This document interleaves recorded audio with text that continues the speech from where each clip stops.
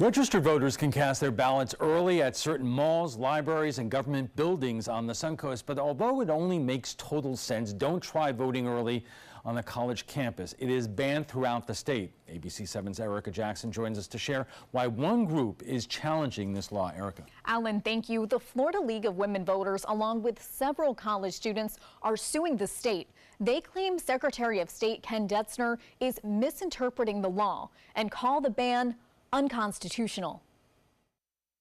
It's not a place you would normally think for students to go and vote. A college campus isn't the first place Eric Arroyo would want to go to cast his ballot for early voting.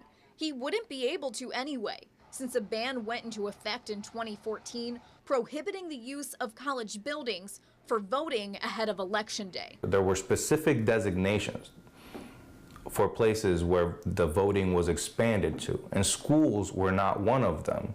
But it's not because they were trying to exclude anyone, it's because they weren't included.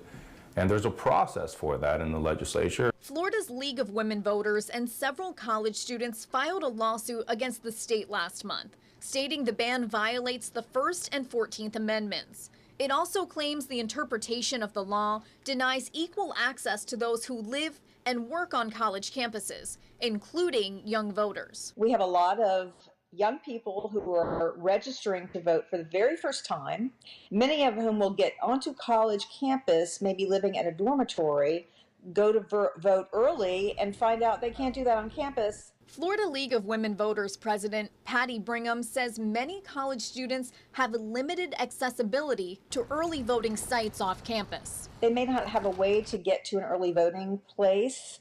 They may not have a car. It might be way out of the way. We want to encourage our young people to engage in the civic process. They argue that there's sometimes transportation constraints, and so it's an undue burden to force them to go to a smaller number of sites. But will lifting the ban make a difference in the turnout of young voters? According to the Sarasota County Supervisor of Elections Office, only 4% of voters in the 2014 gubernatorial election were between 18 and 29. More than half were over 65. New College of Florida political science professor Frank Alcock says the lawsuit could change that number. It's pretty clear that if you put early voting opportunities on the campuses of colleges and universities, you're probably going to get more college students that act to vote. You've just been incredibly energized because of what you've seen in Parkland. You know that votes matter. Allowing early voting on college campuses likely won't benefit one political party over another, at least when it comes to Sarasota County. The supervisor of elections says there are only 6 more Democrats than Republicans aged 18 to 29 in Sarasota County. But Brigham believes the ban is denying the young voters in both parties an easy way to cast their ballots. We want to encourage our young people to engage in the civic process, and the state should be doing everything it can to do so. Alcock believes the League of Women Voters has merit in their case, but doesn't think students' voting rights are completely removed with the ban.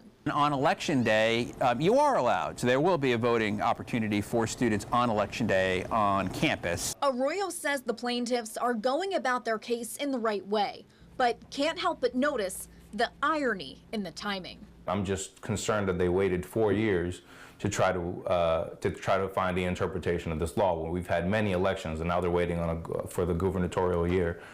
Florida law still permits the use of public-owned buildings like community centers and stadiums for early voting. But for now, college campuses will continue to be out of the question.